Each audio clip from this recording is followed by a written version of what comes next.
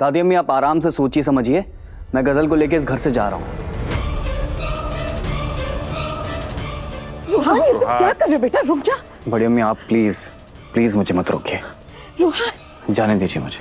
रूहान रुक जाओ, तुम कहीं नहीं जाओगे। अम्मी प्लीज आप मुझे मत रोकिए। मैं और गजल कहीं ना कहीं बाहर अपना ठिकाना देख लेंगे। आप लोग यहाँ खुश रहिए आराम से। चलता हूँ मैं, अल्लाह हाफिज। एक मिनट रोहन, अम्मी, अख्तर खानदान की इज्जत का सवाल है, वो नहीं आने वाला। आप अभी रोक लीजिए, रोक लीजिए।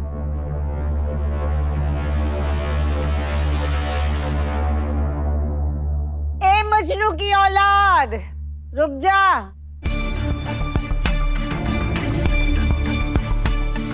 आजा वापस।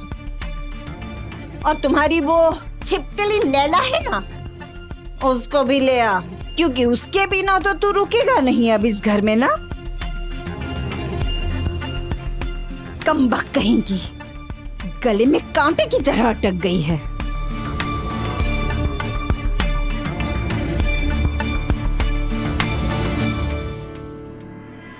बेबी डॉल, मुझे पता था आप इस रिश्ते को मंजूरी दे देंगी। आप दुनिया की सबसे अच्छी दादी हैं। इसे मंजूरी नहीं, मजबूरी कहते हैं, समझी? और डायन की बच्ची, मैंने ना रोहन की इज्जत बचाने के लिए हाँ कह दी है।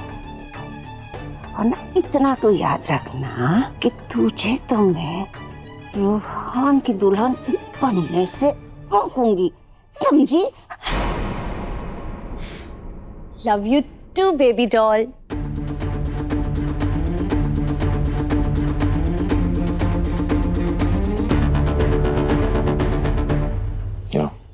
पानी पी लो। नहीं पीना, आप पी लीजिए। पानी भी कैसे कुछ, थोड़ा पानी तो पी लो प्लीज। नहीं चाहिए हैदर। यार दुआ, मुझे एक बात बताओ, ये कोई फिल्म चल रही है और गजल कोई फिल्म की विलन है, जो तुम कहोगी लोग मान लेंगे। अरे तुम चिल्ला चिल्ला के थक जाओगी, लेकिन तुम्हारी बात का यकीन नहीं करने वाले लोग इस तरह।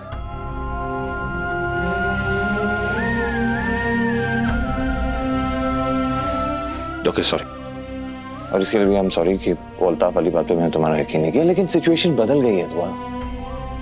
अम्मी, छोटी अम्मी और राहत साहब भी रूहान के रिश्ते के लिए मान गए हैं। देखो, हम दखलंदाजी ना करें, हमारे लिए वही बेहतर होगा। हैदर, ये आप कैसी बातें कर रहे हैं? रूहान सिर्फ रूहान की अम्मी और अबू जी का बेटा नहीं है, आपका भाई है, मेरा दोस्त है। खुदा जानता है, रूहान को मैंने अपने छोटे भाई की तरह प्यार दिया है।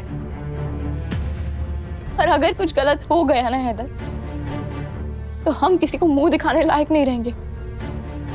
रूहान को गलत हाथों में जाने देने से बचाना हमारी जिम्मेदारी है। जिम्मेदारी एक हद तक निभाना सही होता है।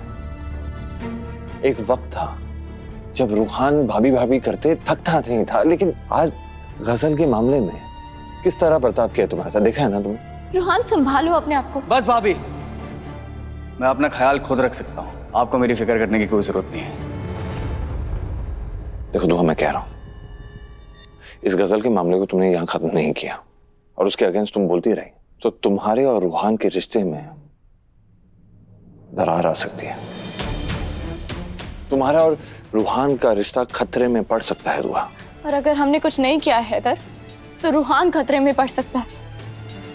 अगर गजल अल्ताफ के ऊपर इतना नीच इल्जाम लगा सकती है, इतनी नीच हरकत कर सकती है, तो रूहान तो सीधा साधा उसके साथ वो क्या नहीं कर सकती।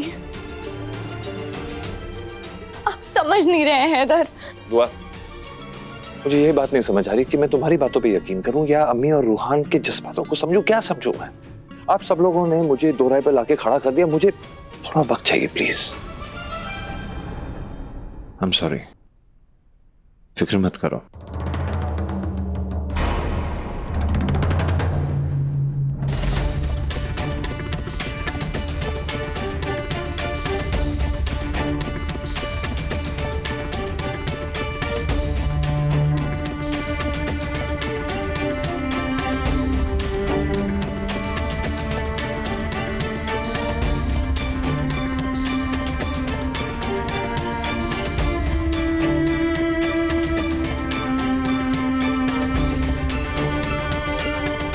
दोराहे पर तो मैं खड़ी हूँ हैदर। आपको कैसे बताऊं कि गजल आपको मुझसे छीनना चाहती है।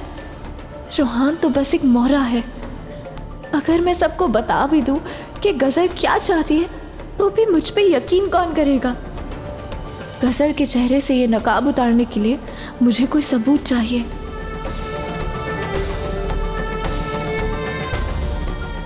रूहान,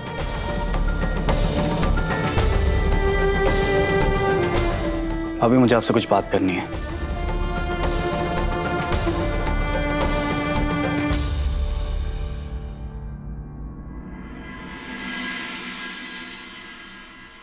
राहत साहब, आप यहाँ?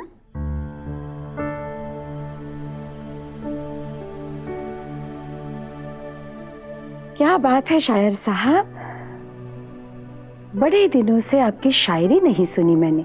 तुम्हें मेरी शायरी कहाँ पसंद आती है? कोशिश तो करके देखिए आप, शायद मुझे भी पसंद आ जाए। अर्ज किया है, इरशाद। अपनों के बीच में इतने फासले ना कर, जल्दबाजी में लिए हुए फैसले ना कर। ये शायरी है या मशवरा? शायरी के जरिए से मशवरा समझ लो ही ना।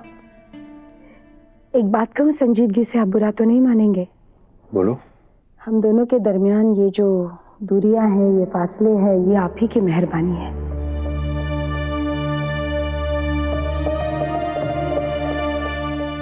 लेकिन मेरा खुदा जानता है, मैंने खुद को आपसे कभी अलग नहीं समझा।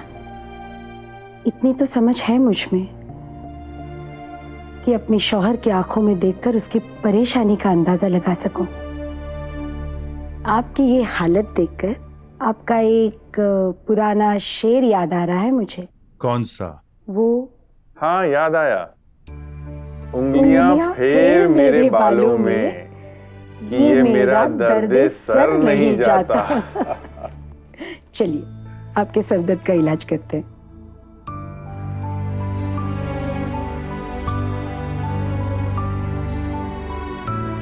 आपके सर में इतना दर्द क्यों हो रहा है?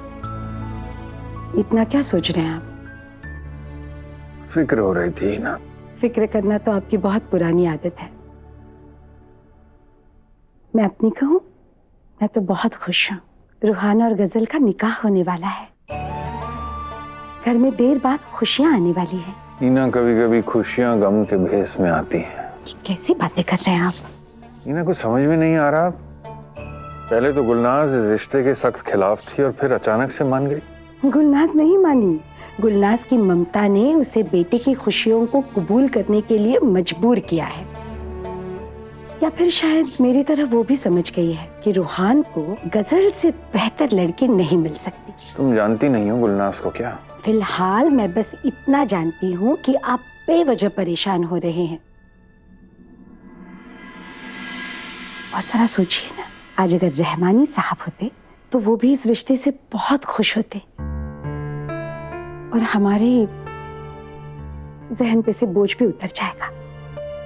अब बस जैसे गुलनाज ने गजल को बहू की सूरत में कबूल किया है, आप भी कर लीजिए। पता नहीं मन नहीं मान रहा ही ना। और फिर किस किस को मनाओगी तुम? जल्दबाजी में लिए हुए फैसले अक्सर बाद में पछतावा ही देकर जाते हैं। या अल्लाह। और एक बार दुआ के नजरिए को समझकर तो देखो तुम ही ना, वो इस निकाह के सख्त खिलाफ है। दुआ बहक गई है। मेरी समझ में नहीं आता उसके अंदर इतनी कड़वाहट कहां से भर गई।